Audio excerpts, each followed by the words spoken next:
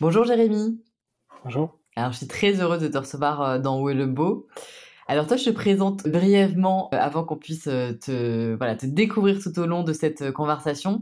Pour celles et ceux donc, qui ne te connaîtraient pas encore, tu es artiste plasticien. Ton travail m'intéresse particulièrement parce que j'ai l'impression que, comme moi dans ce podcast, à travers cette quête du beau, tu as toi aussi dans ta quête artistique, dans ta vie, compris que ce qui se jouait dans l'art, en fait, c'est garder un peu ce lien avec le rythme de la planète aujourd'hui. Et peut-être qu'il fallait aussi embrasser des changements un peu, ou en tout cas prendre des nouvelles voies, des nouveaux sentiers. Donc toi, tu es un peu un pionnier, un explorateur. On va le voir à travers ton projet Corail Artefact là, que tu vas nous expliquer en détail et qui est passionnant, passionnant. Le corail, alors je le dis un peu dès le début de cet épisode, mais c'est une des espèces les plus importantes de la planète parce qu'en fait, on dépend indirectement complètement d'elle. La vie marine apporte à l'humanité à peu près une respiration sur deux, je crois. Donc voilà, je pose ça un peu là comme un ordre de grandeur à avoir en tête quand on va parler de tous ces sujets, pour qu'on comprenne aussi, tu vois, l'importance de ton travail et de l'authenticité, du jusque-boutisme de ta démarche, qui est vraiment à saluer. Toi, ta vie d'artiste a basculé avec une rencontre, presque un choc esthétique, je crois, pour le corail, tu vas nous en parler. Mais tu viens pas du tout de ce monde scientifique, t'es pas non plus un spécialiste des fonds marins, même si maintenant j'imagine qu'au contact de tous ces gens, tu le deviens de plus en plus, mais c'était pas peut-être ta destinée première. Et aujourd'hui, tu te retrouves à piloter un projet d'une envergure fantastique, multidisciplinaire. Tu as réussi à faire un écosystème artistique, scientifique et industriel qui mène à des actions de protection de zones naturelles, mais aussi de sensibilisation du grand public, et le tout grâce et en collaboration totale avec des savoir-faire locaux. On va détailler tout ça dans cette interview, mais ce que je peux dire, c'est que finalement, tu mets ta créativité, ton art au service de la préservation du vivant en créant des formes, des œuvres, mais aussi des matériaux, on va le voir, et pas n'importe lesquels parce que c'est vraiment des matériaux inédits qui n'abîment pas du tout les écosystèmes et qui vont sûrement complètement révolutionner aussi des choses peut-être dans d'autres domaines de nos vies. Enfin voilà, on va voir, mais en tout cas, on a plein de surprises dans cet épisode. Et je trouve que c'est vraiment intéressant que ces créations aujourd'hui et que toi, en tant qu'artiste, tu appelles à créer pour lancer aussi peut-être des conversations. Et à l'heure où on est tous un peu flippés, tu vois, angoissés, parce que on prend conscience un peu du drame de tout plein de choses, et notamment en fait du plastique, de la perte de biodiversité, etc. Là, nous voilà avec des nouvelles assez formidables, assez réjouissantes, des approches globales complètes où t'as rien laissé au hasard, qui nous amène peut-être comme une preuve de concept, même au-delà d'un design infini, hein, mais peut-être en fait même un design régénératif, tu vois, un design à impact positif. Donc voilà, je trouve que par les temps qui courent, c'est plutôt génial d'avoir des projets comme ça d'envergure qui marchent. Pour commencer cette conversation, si tu le veux bien, j'aimerais que tu nous racontes comment est-ce que toi tu as fait ta rencontre avec le corail. Comment toute cette histoire débute finalement?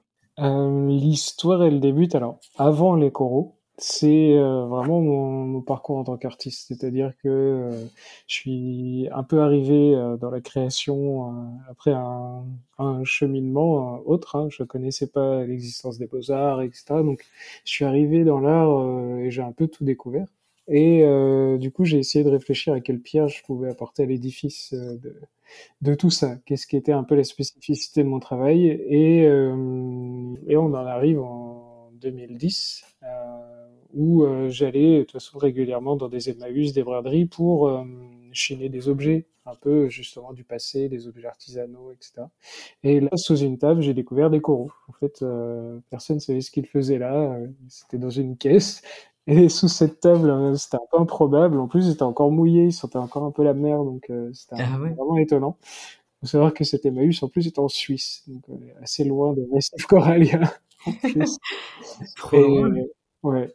Et du coup, Donc quand j'ai attends, là, donc pour que tout le monde nous voit un peu, on est d'accord qu'un corail qu'on trouve, enfin voilà, sur Terre, c'est un corail qui est blanche, enfin qui est blanc en fait, c'est ça, c'est. alors, il n'est pas forcément blanc parce il y en a qui ont encore un peu de couleur, mais il va finir par devenir blanc. Il va, en fait, une fois qu'il est hors de l'eau, Le corail, c'est du squelette recouvert d'un tissu vivant. Donc en fait, le squelette est blanc, effectivement, et le tissu vivant meurt, disparaît. C'est un peu comme la peau et les muscles hein, par rapport à nous, et reste le squelette. Donc en fait, ce que je voyais là dans cette caisse, c'était des squelettes. Donc il y en avait encore quelques-uns de colorés, mais petit à petit, je savais qu'ils allaient devenir blancs, qu'ils allaient fossiliser. Et donc là, tu vois ce corail et tu repars avec. Enfin, tu te dis, c'est trop beau, j'adore.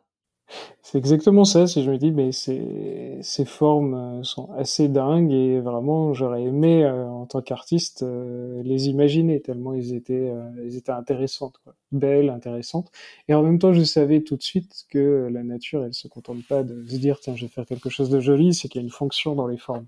Et ça, ce lien entre forme, fonction et esthétique, qui m'a toujours intéressé aussi dans mon travail. Donc c'était vraiment voilà, un choc à la fois esthétique et en même temps sur la construction de ce que c'est qu'une œuvre, une sculpture ou une installation. C'est vraiment ce côté à la fois esthétique et interaction avec la fonction. Et donc je suis rentré avec voilà, chez moi et la première chose que j'ai faite, du coup, comme je savais d'instinct qu'ils allaient perdre leur couleur, je les ai dessinés comme je les ai trouvés. Et j'ai commencé ensuite à réfléchir à les continuer, c'est-à-dire à mesurer un peu la nature et à me dire s'ils étaient, et si je faisais comme s'ils étaient encore vivants et que je les continuais, comme s'ils étaient en train de grandir, mais cette fois-ci avec des matériaux produits par l'homme. Donc ça a été de la laine tricotée, de la porcelaine, des chevilles de chantier, etc. Et chaque nouvelle œuvre que je faisais autour de ces squelettes de coraux correspondait aussi à une nouvelle connaissance que je pouvais acquérir sur le sujet. Donc, j'ai fait cette première série qui s'appelait Corail Restauration, donc à partir de dessins et de sculptures, qui m'a permis à la fois de faire encore plus d'œuvres, mais aussi d'engranger un certain nombre d'informations sur le corail. Donc en fait, cette histoire montre bien que finalement, tu commences par cet intérêt, non pas pour des raisons écologiques, parce que tu savais que les coraux étaient en danger, etc. Pas du tout, c'est par l'esthétisme. Et ensuite, plus tu te renseignes ou tu apprends des choses, etc., plus tu t'intéresses à ça, plus ça te nourrit, plus ça t'inspire et plus tu as envie d'approfondir ta pratique artistique autour de ça, c'est ça? Oui, c'est ça, c'est vraiment à partir d'un sentiment, à partir d'une émotion. C'est de se dire, ok, d'abord il y a un échange, une émotion qui est transmise, une histoire qui est transmise, quelque chose qui passe, et autour de ça va naître un projet. Voilà. Après, en parallèle de ça, il y a toujours les valeurs que moi je place dans ma vie et dans mon art. C'est-à-dire que tu parles d'écologie, par exemple, moi j'en parle même pas de prime abord tellement c'est évident pour moi que je Ouais, vais pas créer un projet qui ne sera pas en lien avec l'environnement, enfin en tout cas qui n'abîmera pas notre environnement. Donc voilà, il y a quand même ces valeurs-là qui sont là, mais qui sont intrinsèques, je dirais, dans l'ADN de tous les projets. Mais vraiment l'élan qui va me faire créer, ça va être vraiment voilà, cet échange d'émotions et ces rencontres. d'accord, trop bien. Et alors, le corail, est-ce que tu peux nous dire un petit peu, parce que on ne sait pas si c'est un animal, un végétal, enfin, tu vois, on est un peu, comme on n'est pas expert, parfois on se dit, on va dire une grosse connerie. Est-ce que tu peux justement nous éclairer là-dessus? Oui, parce que c'est intéressant, c'est que le corail il est peu connu alors qu'il est, comme tu le disais en introduction, extrêmement important pour notre vie à tous. Et d'autant plus en France où on est le troisième pays au monde à avoir le plus de récifs coralliens grâce à nos dom-toms. Donc c'est étonnant à quel point il est méconnu et en même temps très utile. Mais c'est vrai que ça nous paraît loin.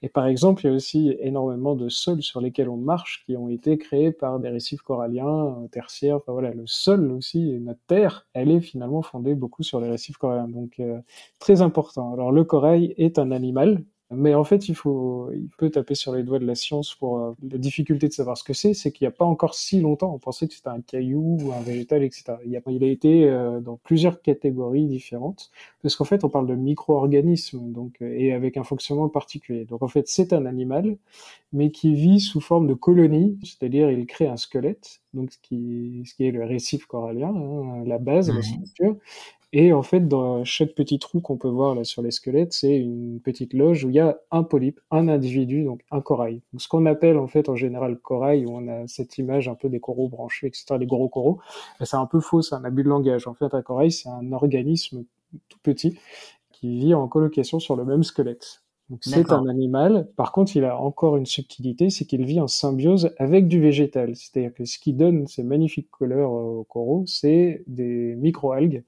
qui vivent à l'intérieur des coraux et donc il y a un échange, hein, une symbiose qui se fait. Donc le corail est bien un animal, mais il vit en symbiose avec du végétal. Donc il est aussi finalement l'habitat du végétal, c'est ça? C'est ça, à la fois l'habitat et le bénéficiaire. C'est vraiment un échange symbiotique où les deux s'apportent des choses. Et alors, ce petit animal, le corail qui est à l'intérieur de ce squelette, c'est quand même lui qui fabrique le squelette, c'est ça? C'est ça, exactement. En fait, il va capter des nutriments, du CO2, des éléments, il va produire ce squelette calcaire qui est assez proche de l'os humain. Et il y a d'ailleurs pas mal de recherches dans la science pour faire des greffes de squelettes de coraux avec le squelette humain. Donc c'est un peu comme nous, hein. Nous, on produit notre propre squelette, ben, c'est un peu la même chose, sauf que c'est comme si nous, on partageait le même squelette avec notre famille, par exemple. Ouais, d'accord. Et alors, en fait, pour qu'on se rende compte de l'importance du corail, enfin, mais même déjà en termes de quantité, les récifs coralliens aujourd'hui, c'est combien enfin, je sais pas moi, de kilomètres de côte? Enfin, ça représente à peu près quoi comme ordre de grandeur pour qu'on ait un peu à l'esprit, ce que c'est? Ouais, il faut imaginer, par exemple, si on prend la Grande Barrière de Corail en Australie, elle mesure presque 350 000 km², fait par des micro-organismes, hein. C'est ça aussi qui est assez fou. Et même, par exemple, le champagne, il a cette qualité parce que ça vient de la craie champenoise, et la craie champenoise, en fait, c'est les sols qui ont été au tertiaire créés par les récifs coralliens qui sont fossilisés. Donc même, tu vois, la région de Champagne est fondée sur les récifs coralliens. Donc en fait, du corail, il y en a partout. C'est vraiment une espèce fondatrice de la planète. Et encore aujourd'hui, donc tu as cette grande barrière de corail, mais tu en as partout dans le monde. Et il y en a aussi même en Bretagne, par exemple. Il y a des coraux d'eau froide, il y a des coraux des profondeurs. Donc des coraux, il y en a un peu partout. Et il faut imaginer qu'ils sont autant, voire même plus, importants pour la qualité de l'air que la forêt amazonienne, pour tout l'ensemble du vivant sur Terre. Alors, est-ce que tu peux, par rapport à son rôle, parce que finalement il en a plein, en quoi finalement dans la production de l'oxygène, donc c'est ça que tu es en train de nous dire, enfin sans rentrer, tu vois, trop dans la technique, mais pour qu'on comprenne à peu près que c'est finalement d'envergure, tu vois, le rôle. Est-ce que tu peux nous vulgariser un peu quelque chose pour qu'on ait en tête, 4-5 rôles peut-être vraiment, majeurs, en commençant peut-être par celui de nous donner, un air respirable? Ouais, bah, en fait, très simplement, comme le fera la forêt amazonienne, c'est-à-dire que le vivant dans la mer va capter le CO2 et va en faire de l'oxygène. Il y a le phénomène de photosynthèse par les microalgues, mais il y a aussi des organismes comme le corail qui vont capter le CO2 et en produire du calcaire pour leur squelette. La mer est un filtre, vraiment, comme les arbres, en fait, de captation de CO2 et de production d'oxygène. C'est pour ça qu'on a parlé un peu du problème cet été d'augmentation des températures dans les eaux et de saturation. C'est-à-dire que là, la situation est préoccupante parce que justement, l'eau est saturée en CO2 et on n'arrive plus à faire ce filtre. Donc c'est vraiment, ça c'est un rôle extrêmement important. Ensuite, bah, tout simplement, on parle de barrière de corail. Pourquoi? Parce que ça freine les forces venues de la mer, donc les tempêtes, les tsunamis. Donc toutes les populations locales, en fait, sont préservées de ces dangers naturels par cette barrière, par les récifs locaux. Ensuite, bah, c'est le plus grand abri de biodiversité, c'est-à-dire que de la baleine jusqu'au poisson clown, tout ça est lié au corail. En fait, le corail va abriter les petits poissons, va en même temps attirer les gros poissons et va être un peu le socle du cercle de la vie marine. Donc on a vraiment toute cette biodiversité, on estime, alors après c'est toujours des estimations qui sont difficiles à faire, mais au moins 50% de tout ce qui vit sous la mer vit grâce au corail. Donc si les récifs coralliens disparaissent, le cercle de vie marine sera brisé au moins à l'échelle de 50%. En fait, le corail est beaucoup plus important que les baleines. Alors, je dis pas qu'il faut ne pas protéger les baleines, mais ce que je veux dire, c'est vraiment au niveau de l'importance du cycle de la vie. Le corail est vraiment central. Il sert de maison, d'abri. Ensuite, on a également un rôle pour les populations locales, en fait, par dérivée, c'est-à-dire que s'il n'y a plus cette barrière, s'il n'y a plus ce vivier de nourriture, en fait, le problème, c'est que les populations locales perdent à la fois leur protection et leurs ressources. Donc, ça veut dire une migration écologique extrêmement importante. Et aussi, Est-ce que il les faut bien... populations Ouais, pourront plus se nourrir, localement, donc elles c'est ça. potentiellement, elles vont partir pour, chercher, de la nourriture ailleurs, quoi, c'est ça? C'est OK. ça, se nourrir et puis aussi, elles vont être malheureusement délogées par la destruction de leur habitat. Parce que, il y aura de plus en plus de tempêtes, de tsunamis, puisqu'il n'y aura plus les récifs pour, freiner ces éléments. aussi la montée des eaux. C'est-à-dire que les coraux sont aussi une barrière pour la montée des eaux. Ils sédimentent les littoraux. Donc malheureusement, la montée des eaux, elle est accentuée lorsqu'on détruit les coraux. Mais en fait, enfin, c'est hallucinant, je trouve, tout ce que tu nous dis parce que, bah, on le sait pas assez alors qu'en fait, c'est juste fondamental et que, voilà. Et finalement, on se rend compte que, tu vois, aujourd'hui, quand on s'informe sur un peu ce qui se passe, les problèmes environnementaux, sociétaux et cetera, on a, peut-être, tu vois, une surfocalisation sur, les problèmes de climat. Alors qu'en fait, finalement, là, on se rend compte qu'un des problèmes finalement majeurs, c'est surtout la menace des conditions d'habitabilité de la vie sur Terre et donc des espèces marines qui finalement font vivre tout cet écosystème qui ensuite permet à l'être humain, à nous, de respirer et de vivre aussi. Donc, c'est vachement important, je trouve, de changer, peut-être, voilà, notre regard. Quand on parle d'écologie, il y a aussi finalement la biodiversité dont on parle pas beaucoup et cette préservation de biodiversité qui est, bah, nécessaire à la vie, quoi, en fait, Oui, à nous, en fait, c'est surtout ça ce qui est étonnant, c'est qu'on a, alors, pour des principes de communication, il faut simplifier les choses. C'est comme quand je dis, j'essaye de protéger et sauver les coraux. En fait, véritablement, c'est plutôt nous, les êtres humains, qu'on essaye de protéger. Parce que le corail, les espèces, soit vont évoluer ou s'éteindre et réapparaître, hein. Il y a des cycles de vie, la vie s'est toujours adaptée. Mais c'est effectivement, comme tu le dis, c'est nos conditions de vie qui sont en danger. C'est nous, c'est notre place sur cette planète qui est menacée. Donc effectivement. Alors après, c'est important de savoir tout ça sur le corail, mais surtout pour voir un peu toute la chaîne, tout le cycle du vivant. Parce qu'en fait, si par exemple on réduit les émissions de CO2, ben on aide le corail, on nous aide nous, on aide d'autres espèces, etc. Donc c'est vrai qu'il faut, à mon avis, plutôt remonter à la source et gérer ces problèmes d'envergure plutôt qu'effectivement les dérèglements climatiques, etc. Encore une fois, ça c'est les conséquences, les symptômes. Et c'est vrai que l'idéal est plutôt d'agir concrètement à la source. à la source, bah, bien sûr. Et aujourd'hui, le constat, c'est quoi? C'est que, alors là, c'est peut-être un peu la partie, où on va un peu flipper, mais quand même, je pense que c'est important on en est où, tu vois, aujourd'hui? Mm. Alors, il y a des zones où c'est vraiment détruit, hein, il faut le dire, où il y a des récifs qui ont complètement disparu. Il y a ce chiffre qui a été annoncé qu'en 2050, il n'y aura plus de corail. C'est dans pas longtemps. Donc, ouais. Et en même temps, il est très difficile de mesurer le taux de résilience de la nature si on fait quelque chose. Ça peut des fois aller très vite. Moi, je l'ai vu en travaillant dans des usines en fermeture depuis, par exemple, en un mois, la nature a repris ses droits très très rapidement. Donc, moi, je suis assez optimiste de par mes observations sur le terrain, de dire, bah voilà, quand on arrête de polluer, quand on arrête de détruire, et quand on agit et qu'on envoie un message positif à la nature, la résilience peut être très rapide. Donc je dirais que la situation est extrêmement préoccupante, mais qu'il faut un peu fermer les yeux et se dire on y va, on essaye, parce que dans tous les cas, ça ne peut que aider, ça peut pas empirer la situation, et qu'il y a quand même cet espoir, et on a des exemples de récifs qui ont été plutôt protégés à certains endroits. Donc voilà, je dirais que là, la grande barrière de corail, par exemple, en Australie, c'est difficile d'avoir des données parce que l'accès aux scientifiques est assez restreint. Parce que Mmh. c'est quand même sensible aussi. On parle d'une économie bleue extrêmement importante, du tourisme, de plongée, etc. Donc en fait, l'accès aux professionnels pour mesurer l'état de la barrière, il n'est pas évident. Mais a priori, on serait déjà au moins sur 50% des espèces vivantes sur la barrière de corail qui seraient éteintes.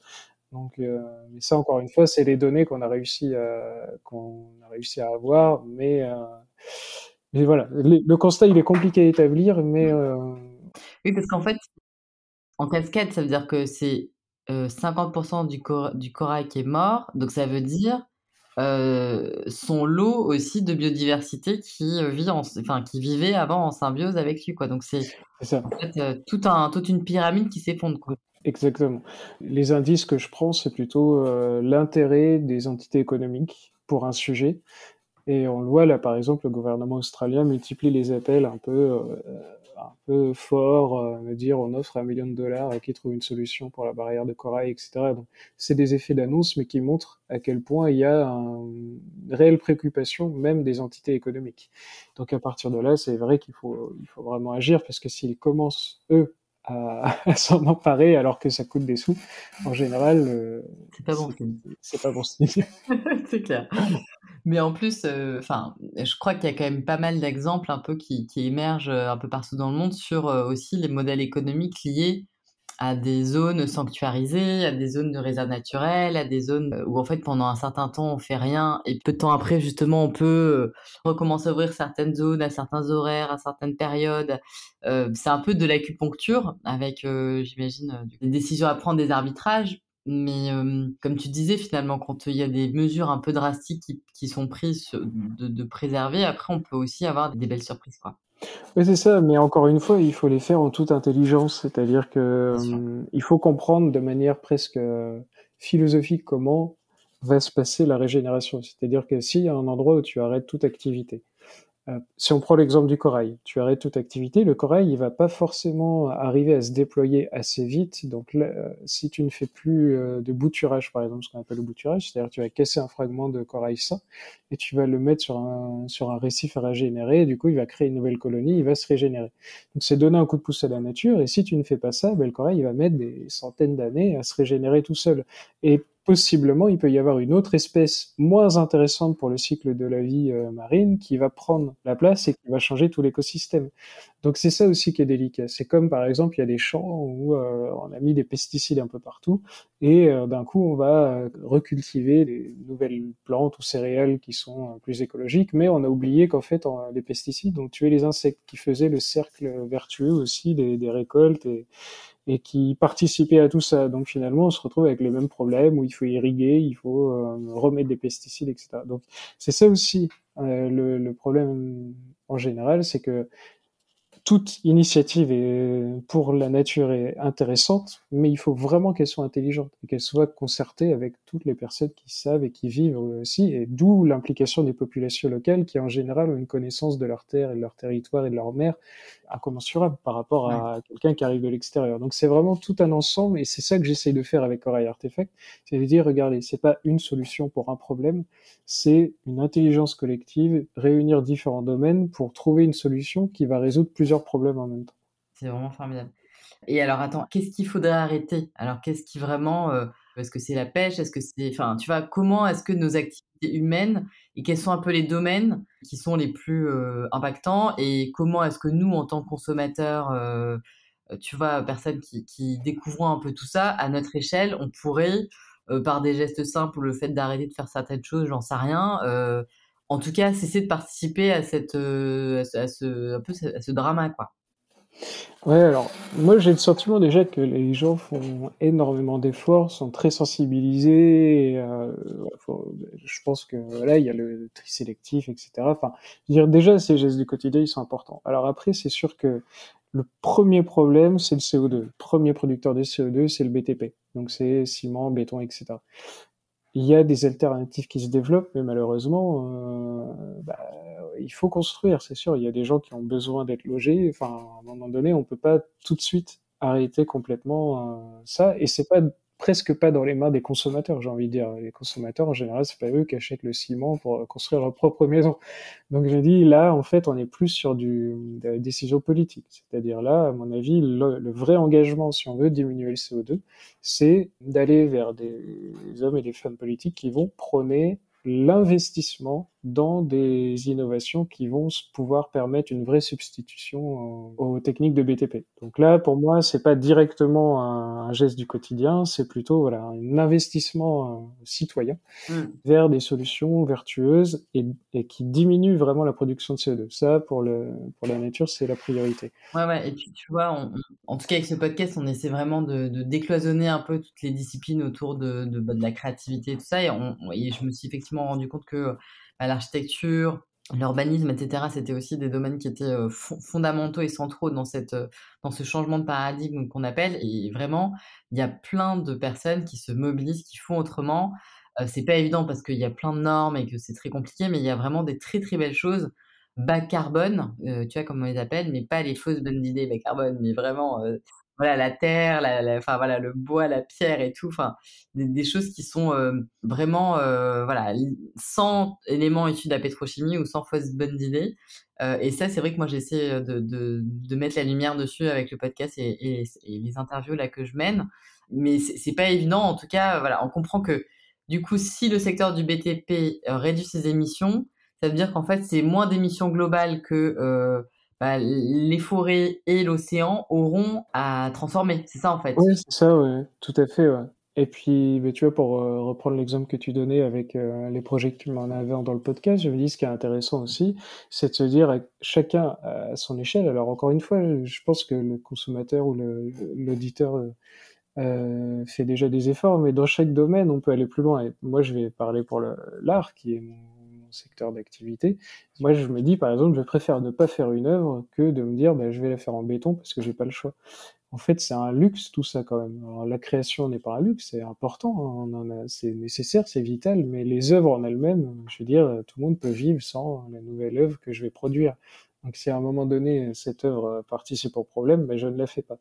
Donc il y a aussi alors pour ça que je Donc ça, faisais c'est la un vrai sujet, distinction. hein, le bilan carbone de l'art. Enfin, tu vois, c'est un truc. Parce qu'on dit souvent ce qu'il faut pas faire, hein. Il y a beaucoup d'art qui dénoncent, mais il n'y a pas beaucoup d'art qui proposent des solutions, qui Ouais, disent voilà comment on peut incarne aller. en fait un changement. Voilà. Ouais.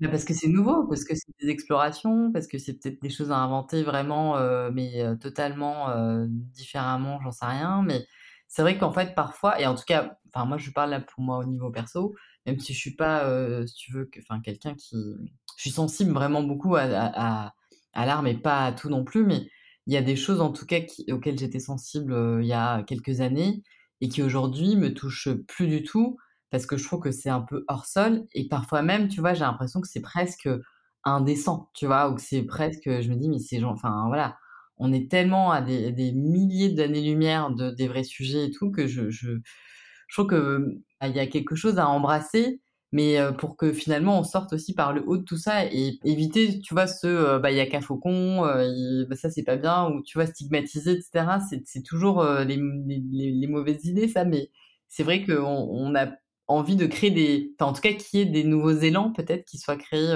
alors du coup, bah, toi tu en es un évidemment, mais qu'il y en ait davantage, davantage, davantage, quoi. Mmh. Ouais, après le problème de ça, pour moi, le seul problème que je vois, c'est que c'est beaucoup plus de travail, en fait. C'est beaucoup plus d'engagement, d'investissement parce que, c'est pas évident au quotidien. Donc après, encore une fois, ça dépend de ce qui est soutenu comme forme d'art. C'est-à-dire qu'en France, on a la chance d'avoir beaucoup d'institutions publiques qui soutiennent l'art et bah, du coup, si on a un soutien plus important vers des projets qui prennent ces éléments en considération, que d'autres, bah, du coup, le paradigme, il changera. Mais c'est vrai que je pense qu'il faut aller encore plus en avant et se dire, voilà, mes valeurs sont plus importantes que la réalisation d'une œuvre qui est quelque part toujours un luxe. Hein. L'expression de soi-même, Ouais. c'est toujours un luxe, donc il faut le prendre Oui, comme bah, ça. oui, mais ça tu parles en tant qu'artiste, mais après c'est vrai que nous, tu vois, l'art, c'est aussi une inspiration incroyable, enfin, tu vois, ça fait rêver, en fait. On a besoin de l'art, je pense, pour vivre aussi, vraiment.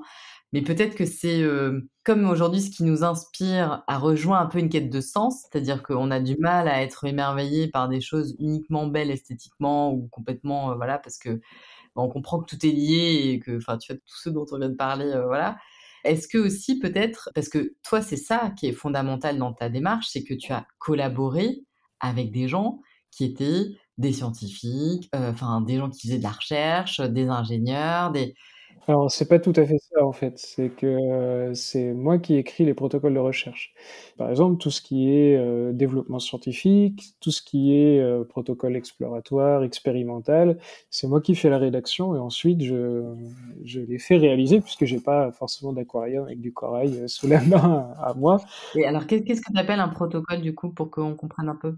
Alors, par exemple, un exemple concret, une des solutions que je développe, c'est utiliser de la dentelle, un textile inspiré de la dentelle traditionnelle, pour accentuer la régénération naturelle des coraux à partir des larves de coraux. Donc là, c'est plutôt la phase de reproduction sexuée. Juste une petite parenthèse et parce que c'est passionnant. Moi, j'ai en préparant cet épisode, j'ai compris. Est-ce que tu peux expliquer en quoi, la dentelle justement permet d'être, peut-être ce support, ce substrat pour, augmenter les chances des bébés, coraux de se accrocher et de vivre. Ouais. En fait, les coraux donc se reproduisent et produisent des larves, et donc elles sont pondues une fois par an, hein, en grande majorité des espèces, alignées avec une certaine planule en plus, donc c'est assez magique. Et donc une fois par an, hein, toutes ces larves qui sont expulsées dans l'eau. Et en fait, ces larves, elles vont voyager, c'est comme des petites torpilles hein, qui voguent dans l'eau, et elles ont quelques jours pour retomber sur le récif, se fixer, se cloner, se multiplier et devenir un nouveau tissu vivant, une nouvelle colonie corallienne qui va du coup régénérer les récifs naturellement. Sauf que dans la nature, on estime que il y a que 30% des larves pondus et expulsés qui vont survivre à ce cycle et qui vont pouvoir régénérer le récif, ce qui était largement suffisant jusqu'à quelques années, et aujourd'hui, à cause du réchauffement climatique et des autres dangers liés aux coraux, c'est pas assez. Donc l'idée, c'est 70% de larves qui, elles, ne vont pas au bout du cycle, c'est d'utiliser un support en dentelle, inspiré de la dentelle traditionnelle, pour capter plus de larves et donner un coup de pouce à la nature en augmentant ce rendement naturel. C'est vraiment l'idée d'un tuteur qui va accentuer un peu les qualités naturelles de reproduction du corail. Génial, ok. Et du coup, pour revenir à ce que je te disais, donc j'ai cette idée. Ensuite, je me dis, ok, cette idée, d'abord, il faut la tester. C'est une hypothèse à tester. Ensuite, une fois l'hypothèse validée, il faut vérifier si, dans toutes les conditions, jusqu'au conditions in situ, c'est viable. En parallèle de ça, il faut voir est-ce que la dentelle doit être en coton, en une autre matière, etc. Donc tous ces développements-là, ce que j'appelle le protocole exploratoire, ça c'est moi qui vais le rédiger. Et ensuite, je vais trouver différents partenaires ou prestataires qui vont soit faire les essais, soit produire les matériaux que je développe, etc. Donc c'est vraiment moi qui écris l'ensemble du projet, même les aspects d'ingénierie et de tests scientifiques, et ensuite je vois avec qui je peux appliquer ça. Et alors du coup, ça t'a amené, tu peux te donner des exemples peut-être de personnes ou des instituts qu'on connaît en tant que grand public, tu vois, avec lesquels tu travailles? Mais là, par exemple, tout ce qui est test autour du système de bouturage que j'ai développé, et là, les tests du biopolymère aussi que je suis en train de développer, c'est fait avec Nausicaa, à Boulogne-sur-Mer, qui est un centre de la mer réputé au niveau international, hein. Là, par exemple, la semaine prochaine, non, cette semaine, pardon, je vais participer au Rassemblement mondial des aquariums, et du coup, ça a lieu à Nausicaa. Donc, c'est vraiment un centre de recherche et de démonstration publique de la vie marine très important. Je travaille aussi avec une entreprise privée qui s'appelle Coraïbe en Guadeloupe, aussi avec qui on fait les tests là plutôt au niveau de la dentelle, dans un aquarium extérieur d'eau de mer. Après, pour la dentelle, par exemple, je travaille avec la maison Solstice, qui est à Caudry, donc c'est vraiment la dentelle dite de Calais. Après, je travaille au niveau biopolymère, je travaille avec deux entreprises bretonnes aussi. Polymaris, qui est spécialisé dans les biopolymères, et Codif, dans les extraits naturels, plutôt côté cosmétique, mais que moi, je vais utiliser un peu pour mes développements aussi, d'une manière un peu détournée. Donc voilà un peu les exemples de gens avec qui je peux travailler. Ouais. Et alors du coup, alors enfin il y a deux choses. Avant qu'on aille sur cette nouvelle génération de dentelles là, avec ce biopolymère, juste revenir donc, à notre échelle, en tout cas en tant que grand public, ce qu'on pourrait peut-être éviter ou avoir en tout cas en tête quand on le fait, de l'impact que ça a au niveau aussi des coraux, c'est, je crois, tout ce qui est pêche, non? Parce qu'il y a certaines techniques de pêche qui sont plus, dévastatrices que d'autres. Tu peux nous éclairer là-dessus? Ouais, il y a encore des endroits où, pour la pêche en grande quantité, on va utiliser de la dynamite. Ça, on ne sait pas trop. On imagine un peu cette image du pêcheur breton qui va avec son grand filet, mais en fait, c'est pas tout à fait ça. Donc ouais, c'est de la dynamite qui va du coup tuer tout ce qui bouge, mais qui va aussi détruire les récifs. Il y a aussi du cyanure. Des fois, on fait coller du cyanure dans l'eau. Alors, il y a aussi pour le cyanure, c'est aussi pour tout ce qui est recherche de métaux précieux, hein, qui est utilisé aussi. Donc il y a beaucoup d'activités comme ça qui sont extrêmement polluantes ou dangereuses et qui vont détruire les récifs. Après, tout simplement, il y a le BTP aussi, hein, parce qu'il y a les zones portuaires, par exemple, quand on va créer un port ou quand on va faire des maisons en bord de mer, etc. Il faut solidifier, il faut bétonner. Donc ça aussi, par exemple, tout ce qui est BTP, c'est extrêmement dangereux. Il y a après tout ce qui est tourisme, hein, tourisme de masse, on l'a vu, hein, il y a de plus en plus de pays ou de lieux qui réduisent euh, l'accès au tourisme parce que malheureusement, voilà, un bateau de pêche ou un bateau de tourisme, voilà, les gros paquebots, on en parle, mais les gros paquebots, quand ils vont dans l'eau, ils détruisent un peu tout ce qu'il y a au fond, ils polluent. Voilà, donc tout ce qui va être activité non nécessaire et pas locale, c'est sûr Mmh. que ça va avoir un impact. Ouais. Donc c'est aussi faire peut-être les choses avec, plus d'attention et pour la pêche à dynamite, est-ce que tu sais si, c'est labellisé? Enfin, comment on peut savoir si, ce qu'on achète comme poisson, ça a été pêché, comme ci, comme ça? Enfin, tu vois?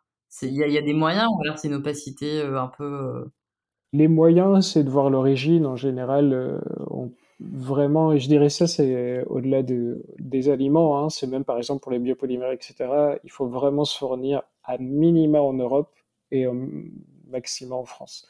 Parce qu'on aura toujours les normes les plus élevées. C'est-à-dire qu'on peut garantir tout ce qu'on veut, mais en dehors de l'Union européenne et de la France, les normes sont très très larges. Le conseil pour être à peu près sûr d'avoir des choses de qualité, c'est vraiment toujours un peu, ça paraît bête, mais le Made in France, voire Made in Europe.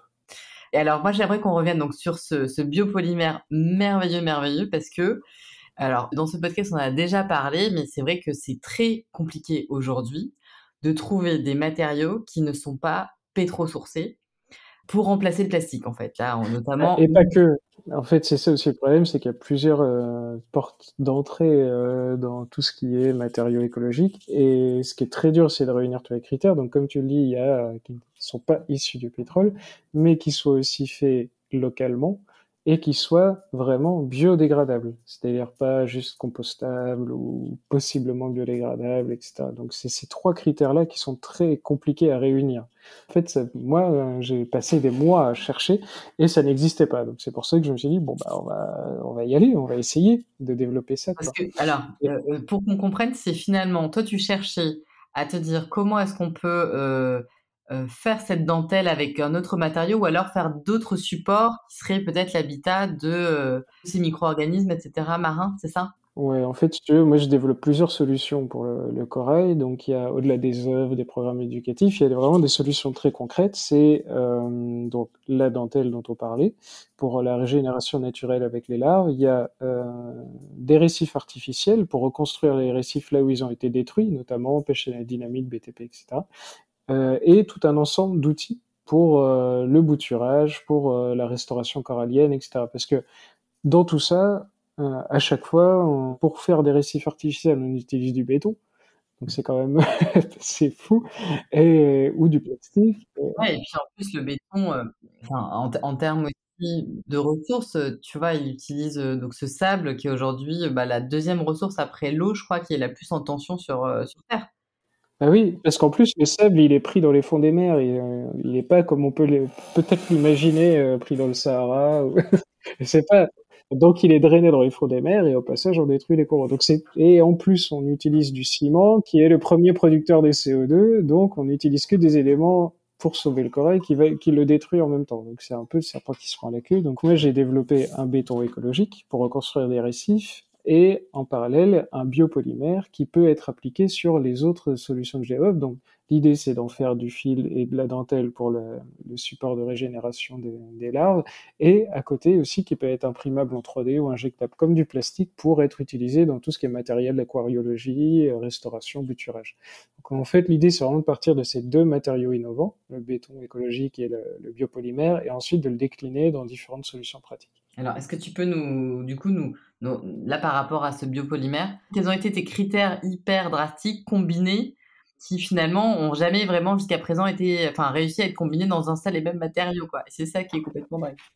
Alors déjà, au niveau de la matière première, l'idée a été d'éliminer tout ce qui était évidemment plastique ou pétrolier, d'éliminer aussi les biopolymères existants qui sont intéressants, hein, mais ceux qui sont à partir d'amidon, par exemple. Donc ceux-là, en fait, on prend du végétal et on va en extraire l'amidon. Donc c'est intéressant, mais par contre, malheureusement, du coup, ça prend une ressource alimentaire qui est quand même aujourd'hui assez prioritairement pour moi, qui devrait être plutôt destiné à nourrir les personnes qui n'ont pas à manger que de faire des biopolymères. Donc pour moi c'était voilà, c'est une piste intéressante, mais ça rentrait pas du tout dans le critère d'une matière renouvelable et sans impact Ouais et pour pérenne. la vie.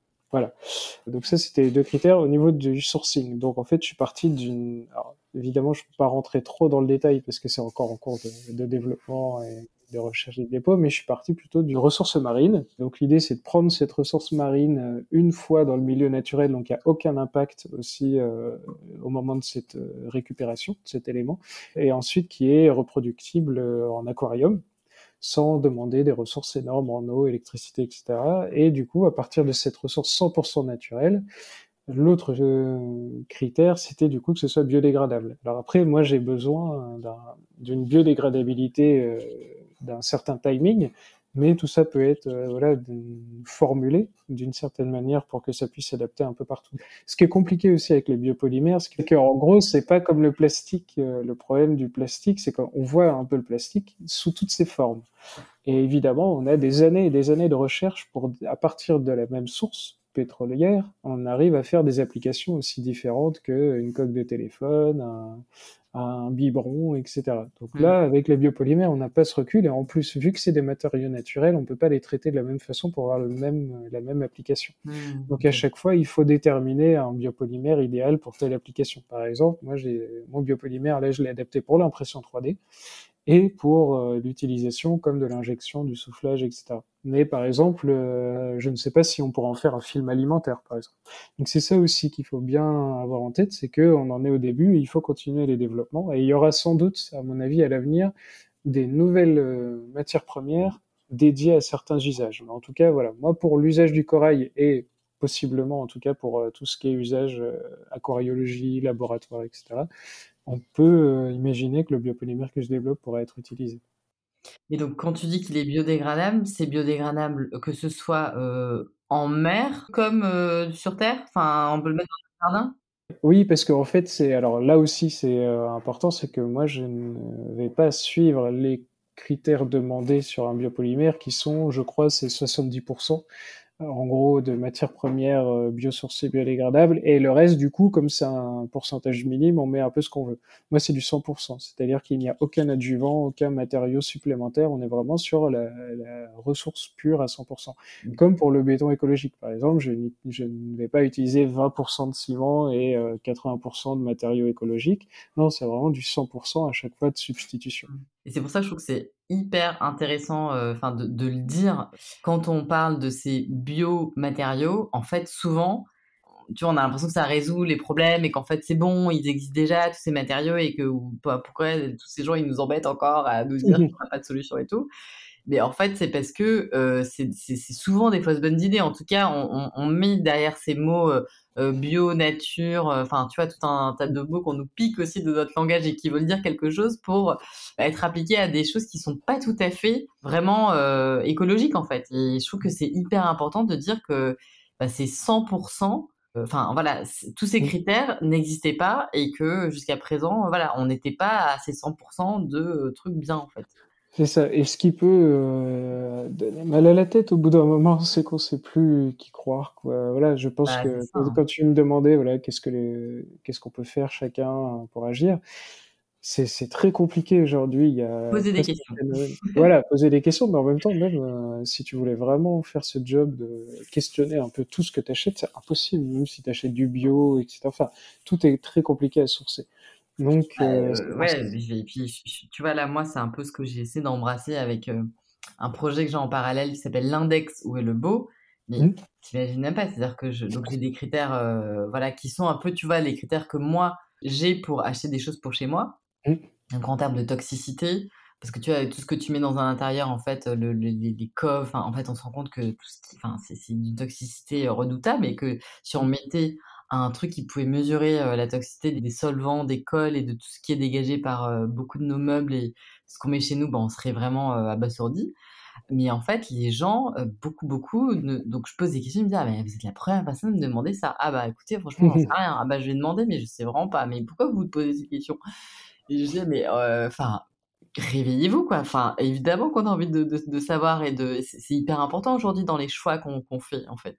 Ouais, mais en même temps, c'est un luxe, tu vois? C'est ça, encore on en revient au luxe. Le même luxe pour moi qui est celui de l'art, c'est le luxe d'avoir toutes ces questions possibles à poser. C'est Ouais, que je le me dis temps, bah malheureusement oui, le oui, mais c'est vrai que temps. Voilà, C'est c'est vrai que ça. quand on a le temps, et puis toi tu le fais aussi, c'est qu'en fait on n'a qu'une envie, après c'est partager ce qu'on découvre quand on a eu le temps de poncer tous ces sujets. Et donc voilà, et c'est ce qu'on fait aujourd'hui, et c'est ce que je crois aujourd'hui pas mal de médias sont appelés à faire de plus en plus, tu vois, mettre la lumière Ouais, sur vraiment les gens qui font les choses bien, quoi. exactement. Mmh.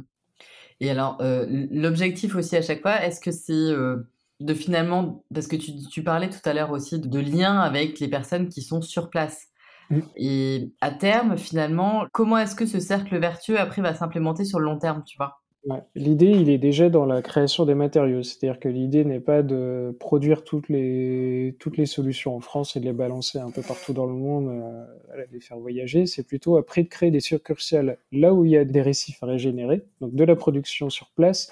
Et moi, ce que je développe, en fait, les produits et les matériaux, pour moi, c'est des équations avec des variables. Et les variables, c'est les ressources locales. Donc, en fait, Mmh mh. le biopolymère, il sera différent en Indonésie, à Mayotte, etc., parce qu'il va utiliser la ressource locale naturelle que j'ajoute dans les matériaux, elle peut être substituée en fonction de quelque chose de local, d'une variante locale d'un élément naturel.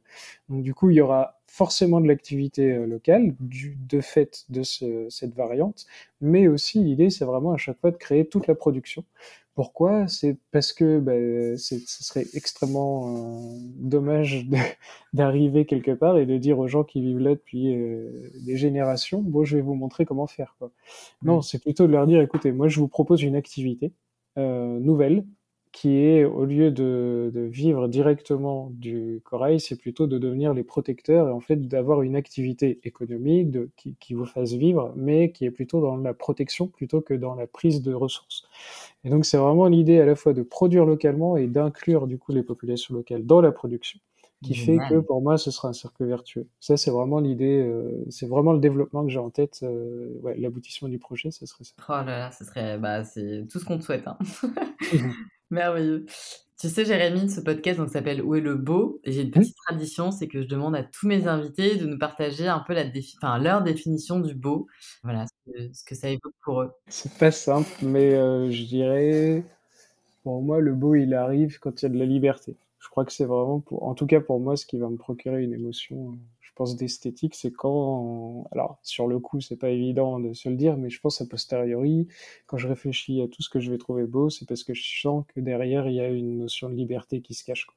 Je suis assez d'accord avec toi, une liberté qui touche un peu une espèce de vérité comme si on Mmh, reconnaissait quelque chose, quoi, en c'est fait. ça. Ouais. Ouais, tout à fait. Et est-ce que aussi tu aurais un message à faire passer? Parce que je crois que toi aussi quand même, tu as eu confiance en tes idées, tu vois? Tu as su, peut-être rassurer les gens qui se disaient: «Non attends, ce type il est complètement, barge, il est là avec ses idées utopistes et cetera», et toi tu as gardé le cap.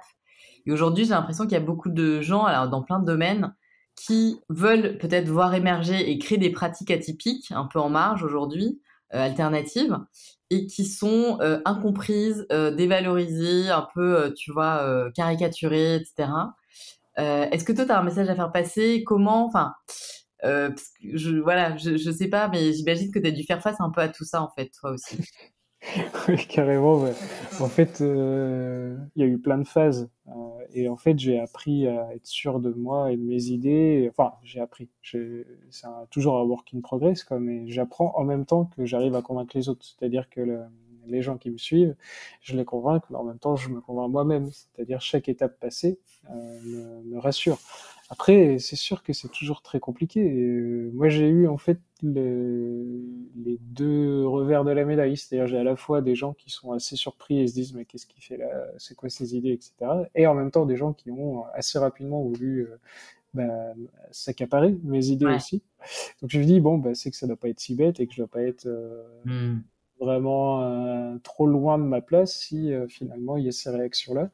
Et Bah, puis petit à petit, les avancées, en fait, le travail. Hein. Finalement, il n'y a que le travail. Évidemment, ça n'empêche pas les échecs. C'est-à-dire que des échecs, il y en a eu. Là, par exemple, la dentelle, en fait, mais je ne les vois pas comme des échecs. C'est-à-dire que, comme on le disait, par exemple, pour les biopolymères, les critères évoluent. Au départ, je me disais, la dentelle au coton, c'est bien, c'est naturel, c'est végétal, etc.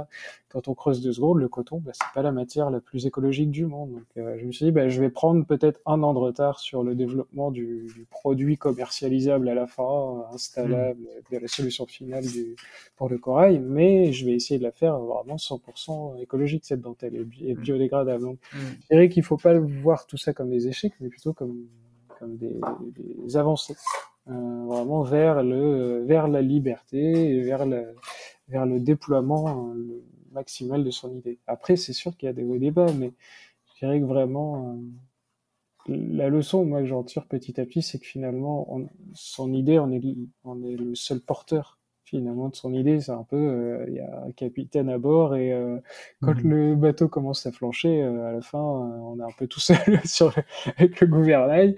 On a dit, si on croit pas en soi-même, personne ne croira en nous. Donc voilà, à un moment donné, je pense qu'il faut juste être, si c'est une passion et si on ne crée pas de danger pour la planète, pourquoi ne pas essayer? En Ouais, fait, bah, il n'y a mmh. pas, il y a pas de risque ça pourra jamais être un échec à 100% si on a réussi à inspirer aussi d'autres. Moi, c'est un peu ça aussi que j'ai envie de mettre en avant, et je reçois régulièrement des messages de gens, alors, artistes ou autres, hein, même des jeunes scientifiques, etc., qui me disent, ah, bah, votre projet donne envie de continuer, me donne espoir, etc. Et je pense que déjà ça, c'est gagné. Ça veut dire que peut-être ces gens-là, si moi j'y arrive pas, bah, eux y arriveront, et voilà. Déjà inspirer les autres, c'est déjà énorme, donc il y aura pas d'échec, quoi.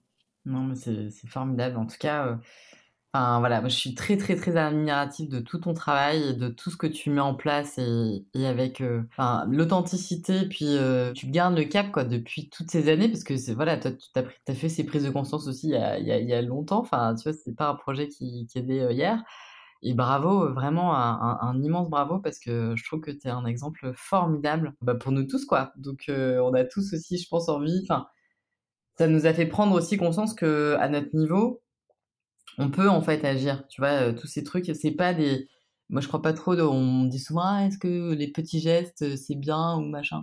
mais c'est sûrement pas des petits gestes en fait, c'est un nouvel art de vivre, tu vois? Une nouvelle façon de faire, d'être quoi, d'être au monde en fait. Merci beaucoup Jérémy pour ton temps et puis, bah, on mettra dans les notes de cet épisode les liens pour aller découvrir, ton projet, Artefact et tout ce que tu fais autour de ça. Merci encore Jérémy. Merci à toi.